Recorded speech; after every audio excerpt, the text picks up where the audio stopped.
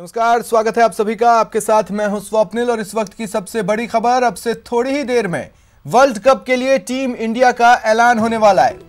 Cricket के महाकुंभ के लिए टीम चुनने के लिए बीसीसीआई के अधिकारी टीम के मुख्य चयनकर्ता दोपहर 12 बजे से ही मुंबई में मंथन कर रहे हैं। टीम के चयन के वक्त कप्तान विराट कोहली, कोच रवि शास्त्री मौजूद हैं। बता दें, विराट कोहली के नेतृत्व में आईसीसी वर्ल्ड कप के लिए 15 खिलाड़ियों का ऐलान होना है। इसमें 12 की जगह पक्की ही लग रही है। हालांकि 30 मई से इंग्लैंड में खेले जाने वाले वर्ल्ड कप के लिए भारतीय चयनकर्ता जब टीम चुनने बैठेंगे तो उनके सामने दूसरा विकेटकीपर, चौथे नंबर का स्लॉट, अतिरिक्त तेज गेंदबाज की जरूरत जैसे मुद्दे होंगे। इन स्थानों के लिए खिलाड़ियों का चयन उनके लिए काफी माथापच्ची भरा होगा। बड़े सवाल हैं जिसका सामना करना है। देखिए, टीम इंडिया के पास रोहित शर्मा और शिखर धवन ओपनर हैं। तीसरे नंबर पर विराट कोहली आते हैं और चौथे नंबर से मंथन की जरूरत महसूस की जाती है। कई बल्लेबाजों को हाल ही के दिनों में चौथे नंबर पर आजमाया गया, लेकिन कोई भी उम्मीदों पर पूरी तरह खरा नहीं उतर पाया। कई नाम हैं, अंबाती रायडू, अजिंक्य रहाणे, इनमें से किसी एक को चुना जा सकता है। केएल राहुल को बैकअप ओपनर के तौर पर जगह मिल सकती है। इसके अलावा शंकर एक अहम नाम जिस पर चर्चा होनी है। केएल राहुल आईपीएल में विकेटकीपर की जिम्मेदारी भी निभाते हैं। ऐसे में पशुपेश की स्थिति का सामना चयनकर्ता कर रहे होंगे। चीफ सेलेक्टर एमएसके प्रसाद, विराट कोहली, रवि शास्त्री कुछ देर में एक प्रेस कॉन्फ्रेंस में भारतीय टीम की घोषणा कर देंगे। जिस तरह की रिपोर्ट्स आ रही हैं तो हाल ही में ऑस्ट्रेलिया और न्यूजीलैंड का जो दौरा करने वाली टीम थी उसके ज्यादातर सदस्य वर्ल्ड कप की टीम में भी होंगे। यानी लगभग 12 की संख्या ऐसी है जो एज इट इज रहने वाली है। दूसरे विकेटकीपर और चौथे नंबर पर कौन होगा, इसे लेकर तस्वीर अब तक साफ नहीं है।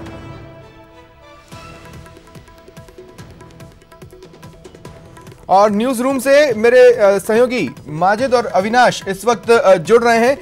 अविनाश, हम कुछ सवाल यहां पर चला रहे हैं बड़े सवाल के तौर पर, जिसमें सवाल नंबर 1 तो हमने यही रखा है कि कौन चौथे पोजीशन पर खेलेगा। ये एक अहम सवाल है। हाल के दिनों में ऑस्ट्रेलिया हो या न्यूजीलैंड, कई चेहरों को वहां पर ट्राई किया गया, लेकिन कोई भी उम्मीदों पर खरा नहीं उतरा है। ऐसे में एक बड़ा सवाल है जिसका सामना चयनकर्ता कर रहे होंगे। जी स्वप्निल, मैं यहाँ बता दूं कि चौथे नंबर पे अभी भी अंबाती रायडू जो है वो फेवरेट ऑप्शन है।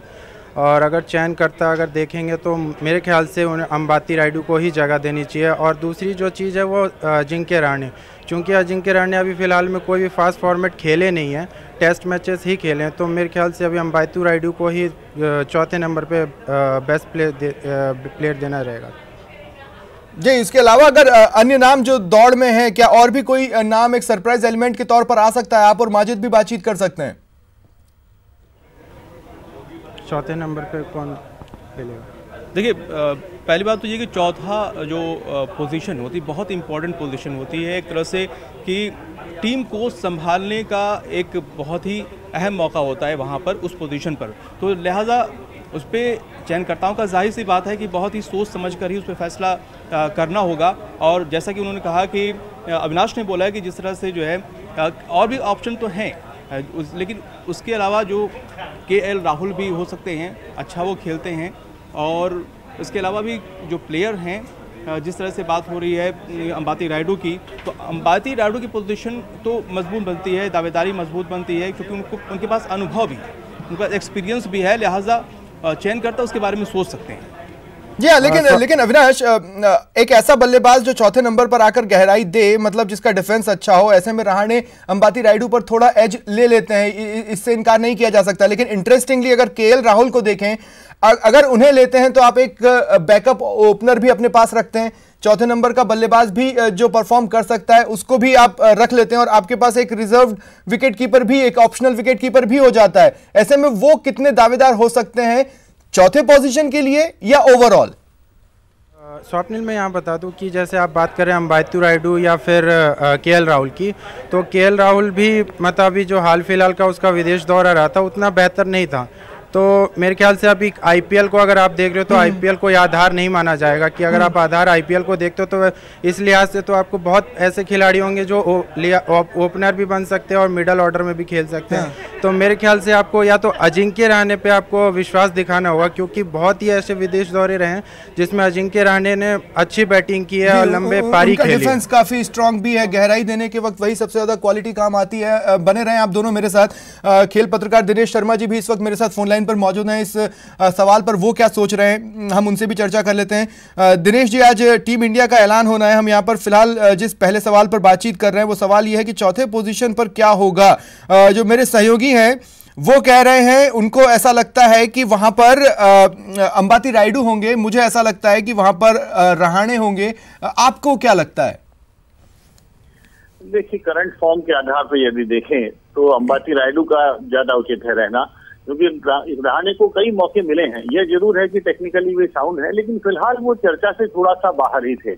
क्योंकि यदि सौरभ गांगुली ने एक तरह से चर्चा फ्लोट की थी जब उन्होंने कहा था कि 4 नंबर से टेक्निकल बैट्समैन होना चाहिए जो आधार दे सके, स्ट्रेंथ दे सके, तो वहां तक रहाणे सही उतरते हैं। लेकिन अगर टेक्निकली परफेक्शन की बात की जाए तो फिर तेजेश्वर पुजारा आते हैं, लेकिन वो कहीं रैंकिंग में है ही नहीं। तो मुझे लगता है करंट फॉर्म जिस हिसाब से अभी चल रहा है, अपने राजस्थान रॉयल्स से भी देखा है, रहाणे अभी उतना स्लिप नहीं कर पा रहे हैं। तो अंबाती रायडू का पलड़ा मुझे ज्यादा भारी दिखाई पड़ता है।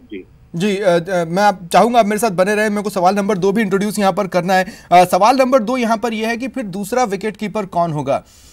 धोनी का खेलना तय माना जा रहा है, लेकिन एक ऑप्शनल, एक विकल्प के तौर पर दूसरा विकेट कीपर भी अंतिम 15 में जगह बनाएगा। वो दूसरा विकेट कीपर कौन होगा? कौन से नाम कंटेंशन में है, फाइट में है, ये जानकारी हमारे सहयोगी माजिद दे सकते हैं और साथ ही अविनाश भी। अविनाश, आपके पास आ रहा हूं, कौन कौन से नाम दौड़ में है विकेट कीपर के लिए, ऑप्शनल विकेट कीपर के लिए?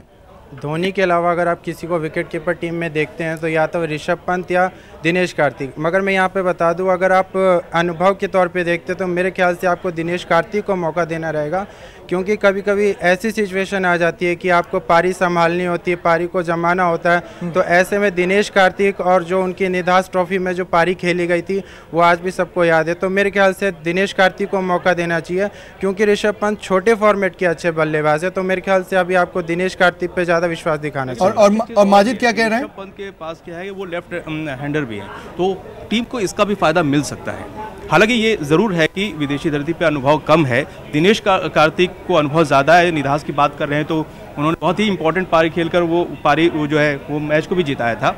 लेकिन ऋषभ पंत को भी नजरअंदाज नहीं किया जा सकता। ठीक है। दिनेश शर्मा जी मेरे साथ लगातार मौजूद हैं। दिनेश शर्मा जी, एक मैं आपको याद होगा एक ऐसा भी वक्फा था टीम इंडिया में जब जो विकेट कीपर नहीं भी थे राहुल द्रविड़, उनसे काफी लंबे वक्त तक विकेट कीपिंग करवा ली गई। अगर उसी फॉर्मेट में जाना चाहते हैं तो फिर केएल राहुल कोई बुरा नाम नहीं होंगे। बल्लेबाज भी मिल जाएगा, ऑप्शन भी मिल जाएगा कि ओपनिंग में भी उतार सकते हैं, ये भी ऑप्शन मिल जाएगा। जरूरत पड़ी तो चौथे नंबर पर उतार दो, काम चलाओ विकेट कीपिंग या ठीक ठाक विकेट कीपिंग तो वो कर ही लेते हैं। आप किसे देख रहे हैं ऑप्शनल विकेट कीपर के तौर पर? नहीं, देखिए, मैं प्रयोगात्मक विकेट कीपर जैसे राहुल द्रविड़ खाली एक विकेट कीपर के नाते खड़े रहना वो बहुत भारी पड़ सकता है, क्योंकि एक आध कैचेस बड़े क्रूशियल होते हैं, स्टंपिंग के मौके मिलते हैं, और जैसी बॉलिंग साइड अपने पास है स्टंपिंग के मौके जनरेट भी होंगे। तो उन स्थितियों के लिए अपने को एक स्पेशलिस्ट विकेट कीपर होना ही चाहिए। और मैं समझता हूँ यहाँ, जैसा कि आपके सहयोगी कह रहे थे, दिनेश कार्तिक का पलड़ा काफी भारी है, क्योंकि उनके पास अनुभव है और एज ए बैट्समैन भी वे खेल चुके हैं, विकेट कीपर नहीं है तो धोनी के साथ भी। तो इसलिए लगता है कि मुझे अनुभव के साथ ही जाना चाहिए, क्योंकि इंग्लैंड की जो विकेट है, अभी ऋषभ पंत अच्छे बल्लेबाज हैं, लेकिन अभी थोड़ा सा कच्चापन दिखाई पड़ रहा है। उनकी मैच्योरिटी जो होनी चाहिए वह दिखाई नहीं दी है।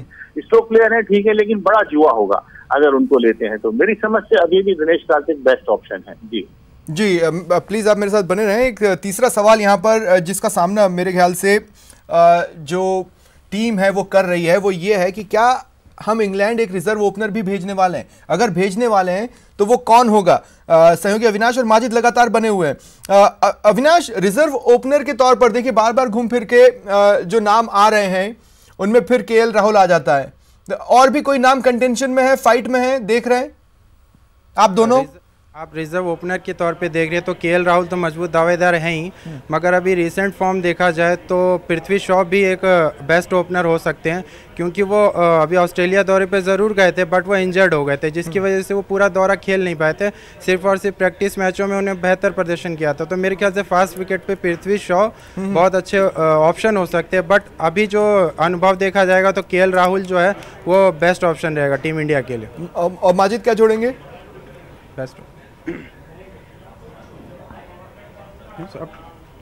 ओपनर मुझे लगता है ना कि स्वप्निल जी की जो बेस्ट टॉप हैं उनमें से अगर आप देखा जाए तो ओपनर में आप देख सकते हैं कि धवन है, रोहित हैं, और टॉप ऑर्डर में मिडिल ऑर्डर में आप देख सकते हैं कि जो है केएल राहुल और इस तरह के जो प्लेयर हैं, आप धोनी हो गए और रहाने भी हो सकते हैं। ठीक है, मैं अंतिम सवाल दिनेश शर्मा जी आपसे इसी उस पर आ रहा हूँ।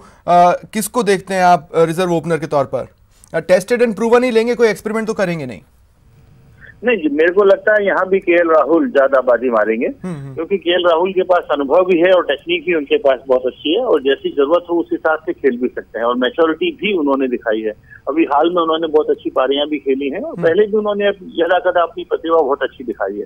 तो मुझे लगता है केएल राहुल की तरफ झुकना चाहिए फिलहाल। चलिए सर, शुक्रिया आपका, आप सभी का, माजिद, अविनाश, मेरे साथ जुड़ने के लिए और इसमें चर्चा में शामिल होने के लिए।